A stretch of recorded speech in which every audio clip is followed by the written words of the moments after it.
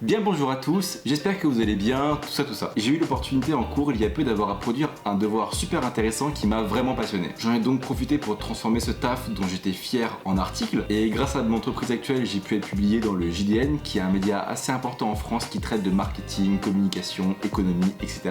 Et là je me suis dit deux choses. Premièrement ce serait cool de vous parler du contenu de cet article qui n'est tout autre que Twitch, ce n'est pas que du gaming. D'ailleurs si je viens écrire d'autres articles pour des médias il se peut que j'en fasse des vidéos. Et deuxièmement c'est aussi l'opportunité d'aborder pour moi un sujet qui est super intéressant pour vous je pense, les cahiers de tendance. Il existe tout un pan de la profession qui s'intéresse aux tendances d'aujourd'hui et de demain. C'est pas quelque chose qu'on soupçonne forcément quand on fait pas partie du milieu ou qu'on y débute, et c'est pour ça que je me suis dit qu'il serait cool de vous en parler un peu.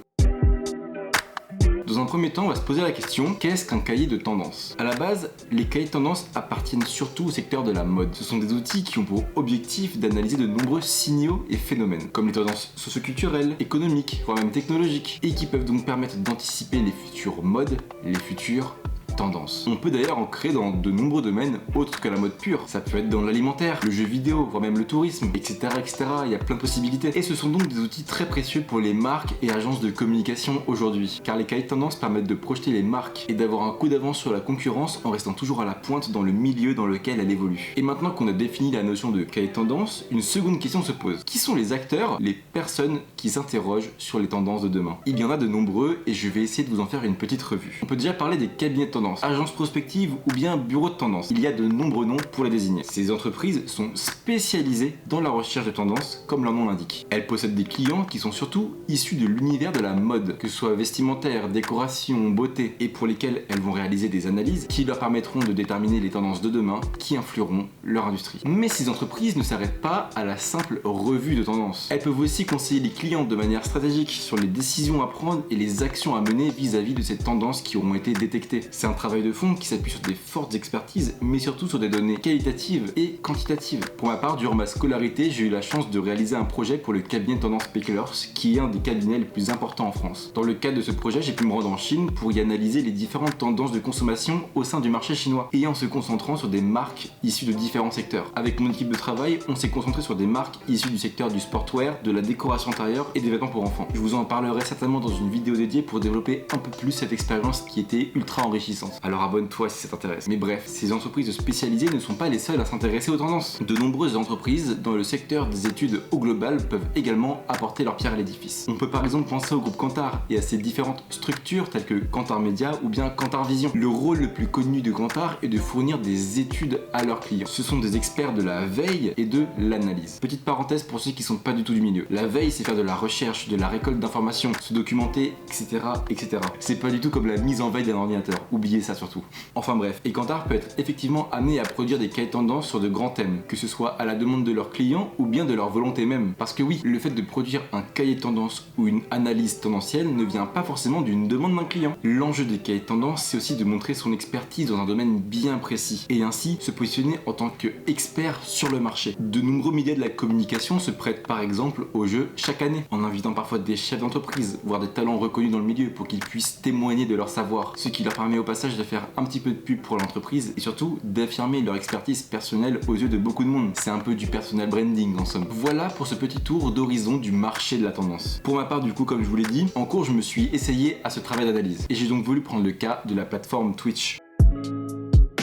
J'en ai déjà parlé dans ma précédente vidéo, mais je vais faire un petit rappel. Twitch, c'est un site internet sur lequel on peut faire des lives réalisés par des gens qu'on appelle des streamers. Pour la plupart, le contenu est essentiellement lié au gaming. C'est d'ailleurs grâce à cette communauté que la plateforme a pu s'agrandir. Or, depuis peu, on peut constater que le contenu tend à se diversifier et à aller au-delà du jeu vidéo. Et c'est donc l'objet de mon cahier de tendance et de l'article que j'ai pu écrire. Twitch, c'est plus que du gaming. Alors comme j'avais pas accès à des outils d'analyse extrêmement pointus pour réaliser ce cahier de tendance, je me suis surtout appuyé sur ma connaissance personnelle de la culture de cette plateforme. J'ai ainsi découpé ma présentation en 6 axes majeurs. Dans mon article, vous en retrouverez 4 par souci d'aller à l'essentiel. Je parle dans un premier temps des lives IRL, in real life, c'est-à-dire qu'ils se font hors du studio. On peut par exemple penser à Ponce la nuit, cette émission dans laquelle Ponce, un streamer assez connu, va au restaurant et se balade en discutant dans la ville avec un invité. Ou bien à Radio Sex en Corée, qui a permis à de nombreuses personnes de visiter le pays en live. Pour ma part, je pense que ce genre de live va continuer à se développer, notamment si l'accès à des outils comme le backpack Twitch qui permettent de liver en dehors de chez soi commence un peu à se démocratiser. J'aborde aussi le sujet des talk shows avec en exemple principal Popcorn et Radio Sex. À mon avis, d'autres émissions de ce genre vont être dans les années années à venir. Reste à voir si on arrivera à ne pas trop faire comme à la télévision. En ce moment c'est le cas parce qu'il y a quand même une certaine liberté d'expression, les contenus ne sont pas lissés et certes parfois c'est en plateau, mais on retrouve quand même un certain naturel qu'on ne verra absolument jamais à la télé. Également les sujets de la politique et l'art qui viendront à mon sens à être beaucoup plus représentés sur la plateforme. Pour la politique on peut penser à Acropolis par exemple qui est une chaîne super intéressante, et pour l'art on peut penser à des artistes qui vont commencer à faire du streaming. PNL a déjà par exemple emboîté le pas pour pouvoir communiquer autour de son dernier album. Je pense également que le milieu associatif sera de plus en plus présent dans les futures années sur Twitch, notamment grâce au Z-Event, cet événement dans lequel de nombreux streamers se regroupent pour créer une grosse levée de fonds pour des associations qui aura je pense donné envie à certaines de travailler avec des streamers. Enfin pour finir, j'aborde également le sujet des médias mainstream qui arrivent eux aussi sur Twitch, comme la radio qui fait maintenant des émissions en direct, donc Skyrock, Fun Radio, Énergie, etc., mais aussi des émissions télé. On peut penser à Click qui a déjà fait des émissions en direct sur Twitch quand il y avait des personnalités issues du monde internet. C'était une assez courte présentation pour ne pas trop faire durer la vidéo. Mais si le sujet vous intéresse, je vous invite à lire l'article qui développe un peu plus la chose. Le lien doit s'afficher en haut de l'écran et dans la description. Je vous remercie d'avoir écouté cette vidéo dans laquelle on a parlé de plein de petites choses, sans forcément trop approfondir, certes, mais j'espère que ça vous aura intéressé. Comme toujours, tu connais, si tu veux soutenir mon travail et le projet de cette chaîne, tu peux liker, lâcher un petit commentaire de soutien, mais surtout t'abonner. Sur ce, je vous dis à la prochaine. Ciao!